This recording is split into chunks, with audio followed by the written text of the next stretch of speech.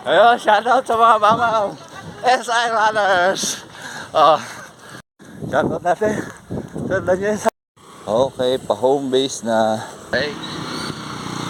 Okay, uwi na. Tapos na ang 5 km. Cool down. Alright.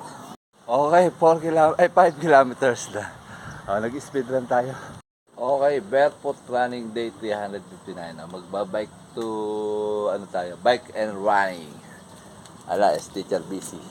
Pass muna daw siya, pass. Okay, let's go. Oh, bike to go. May iba naman. Alright. Hindi ko nakasdala yung earpods ko. Alright, dito na tayo sa bayan. Dali na.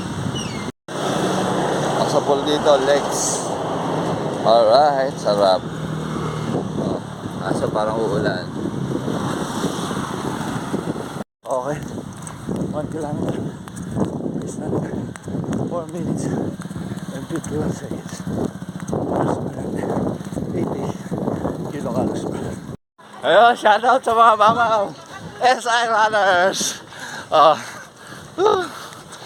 Magandang hapon. Okay, 2 kilometers. Ang pace natin 4 minutes and 41 seconds. Ang calories burn natin 161 kilocalories burn. Shoutout natin. Sundan nyo yun sa Kalakam. Okay, 3 kilometers. Ang pace natin 4 minutes and 41 seconds. Calories burn natin 213 kilocalories burn. 4 kilometers. Ang pace natin 455 kilocalories burn. Ang calories burn natin 355 kilocalories burn. Okay, taas pa. Tumama yung legs. Tumakit. Pero okay lang. Okay, 5 kilometers na. Nag-speed run tayo. Ang oras natin ay 24 minutes and 12 seconds.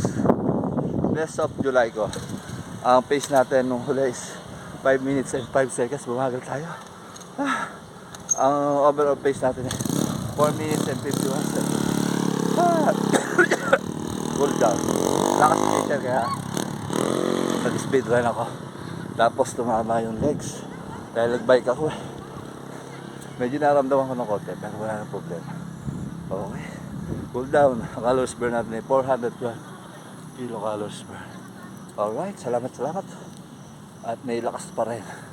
Whew. Cool down. Alright. Ground life. Okay, uwi na. Tapos na ang 5 kilometers. Tapos nag-cool down na rin tayo. Okay, let's go.